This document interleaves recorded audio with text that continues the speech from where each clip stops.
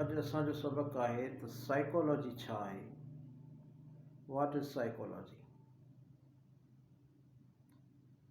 Psychology जंहिंखे असां पंहिंजे ज़बान में इल्म नफ़्सियात चवंदा आहियूं।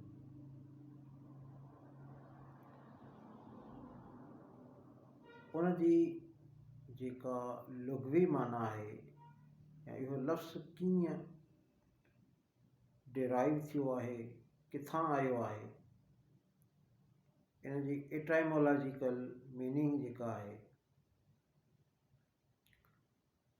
उहा हिन तरह आहे त इहो ग्रीक ज़बान जा ॿ लफ़्ज़ आहिनि। हिकिड़ो आहे साइकी ऐं ॿियो आहे लोगोस। साइकी जेको ख़ुदि लफ़्ज़ PSUKHE सुखी मां वरितल आहे, जंहिंजी माना आहे रूह, सोल,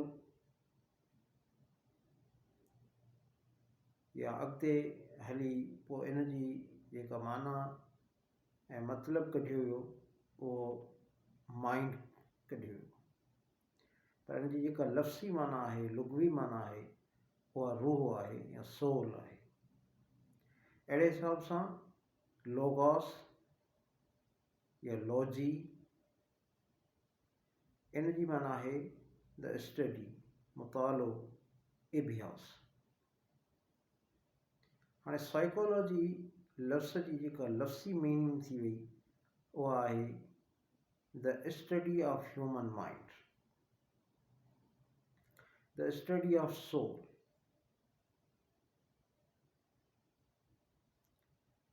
पर जीअं त जेका इन जी साइंटिफिक मीनिंग आहे या साइंटिफिक जेका उन जी डिफिनेशन आहे उहा सोल खे डिफाइन नथी करे,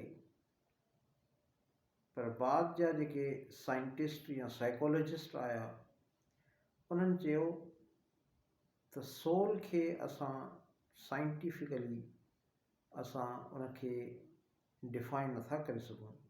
उन जे करे जेकॾहिं असां हिन खे चऊं त इहो हिकु रूह जो इल्मु आहे त इहो नामुकमल थींदो। उन खां पोइ हिननि चयो त the psychology is the study of human mind. पर पोइ जीअं दुनिया अॻिते तरक़ी कंदी वई तीअं इहा माना बि तर्क कई वई ऐं हिन जी जेका जदीद डेफिनेशन आहे उहा आहे the psychology is the study of human behaviour. इंसान जे किरदार जे मुताले जी जेका मुताले जो इल्मु या साइंस उनखे असां नफ़्सियात चऊं था।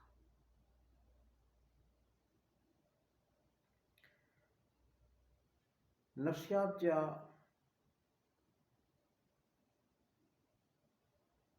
ॿ क़िस्म या उन जूं ॿ ब्रांचूं असां चई सघूं था, जिन मां हिकिड़ी आहे द प्योर साइकोलॉजी। जेका निज साइकोलॉजी आहे उनखे असां प्योर साइकोलॉजी चवंदासीं। जीअं माइंड साइकोलॉजी आहे, चाइल्ड साइकोलॉजी आहे। अहिड़े हिसाब सां जेको ॿी ब्रांच आहे उनखे असीं चवंदा आहियूं अप्लाइड साइकोलॉजी। उहा साइकोलॉजी जेका ॿिए कंहिं फील्ड में अप्लाई कई वञे थी उनखे असां अप्लाइड साइकोलॉजी चवंदा आहियूं। मसलन the clinical psychology, the educational psychology, the social psychology, environmental psychology, industrial psychology। त इहे जेके साइकोलॉजी जा जेके एरियाज़ आहिनि इहे एप्लाइड साइकोलॉजी आहिनि, यानी इतलाक़ी नफ़्सियात। नफ़्सियात जे इल्म खे कंहिं ॿिए फील्ड सां इंटीग्रेट कयो वञे थो त उन खां पोइ उहा एप्लाइड साइकोलॉजी चई वेंदी। असां जंहिं साइकोलॉजी खे डिटेल सां पढ़ण जे लाइ अॻिते सफ़र जारी रखियो आहे उहो आहे एजुकेशनल साइकोलॉजी, तालीमी नफ़्सियात। यानी नफ़्सियात जा उहे उसूल, उहे नज़रिया, उहे थियरीज़ जेके असां टीचिंग ऐं लर्निंग जे प्रोसेस जे दौरान अप्लाई कयूं, यानी ॿारनि ते अप्लाई कयूं, एजुकेशन जे प्रोसेस खे सही सम्झण जे लाइ ऐं उनखे बहितर खां बहितर बनाइण जे लाइ जेके असां साइकोलॉजी जा प्रिंसिपल्स ऐं थ्योरीज़ ऐं लॉज अप्लाई कयूं था असां एजुकेशन जे फील्ड में, त पोइ असां उनखे चवंदासीं एजुकेशनल साइकोलॉजी। यानी एजुकेशन हिकु अलॻि एरिया आहे, उन जा अलॻि डायमेंशन्स आहिनि। साइकोलॉजी हिकु अलॻि इल्मु आहे, पर जॾहिं उन साइकोलॉजी खे असां एजुकेशन जे एरिया सां इंटीग्रेट कयूं था त हिकु नओं सब्जेक्ट जनम वठे थो जंहिंखां असीं चवंदा आहियूं एजुकेशनल साइकोलॉजी। हाणे एजुकेशनल साइकोलॉजी जो स्कोप छा आहे, यानी उनजो जेको दायरेकार उहो कहिड़ो आहे, उन जा जेके उन फ्रेमवर्क में जेके मेन आइटम्स आहिनि उहे कहिड़ा कहिड़ा आहिनि। उन्हनि मां नंबर 1 स्टूडेंट यानी शागिर्द खे सम्झणु, उन जे माइंड खे सम्झणु, उन जी साइकोलॉजी खे सम्झणु, उन जे डेवलपमेंटल प्रोसेस खे सम्झणु।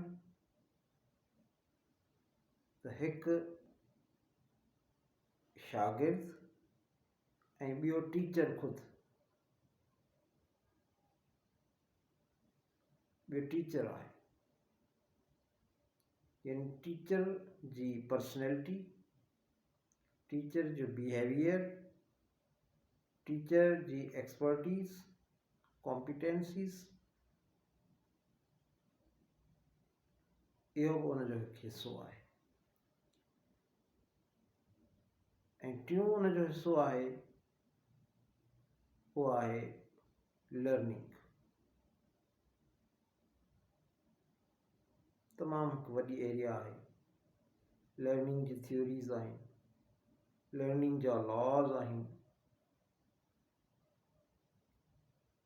सिख्या कीअं हासिलु कजे, कहिड़े तरीक़े सां बहितर खां बहितर सिख्या हासिलु कजे,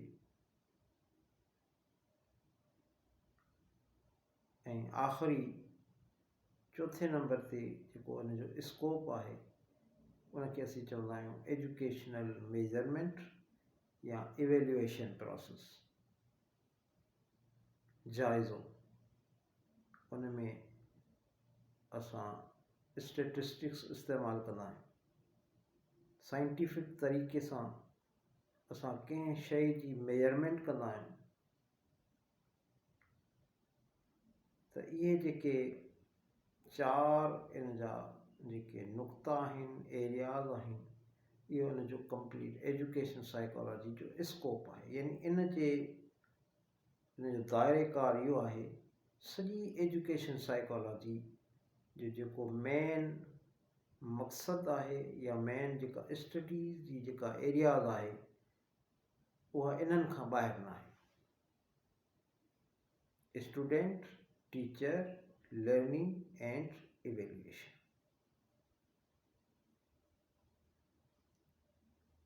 thanks for watching. Next session में असां डिटेल में पढ़ंदासीं त व्हाट इज़ एजुकेशन, ऐं एजुकेशन जी डेफिनेशन असां पढ़ंदासीं। उन सां गॾोगॾु असां नफ़्सियात जूं जेके तारीफ़ूं या डेफिनेशन्स आहिनि उन्हनि खे असां डिटेल में पढ़ंदासीं। Thank U.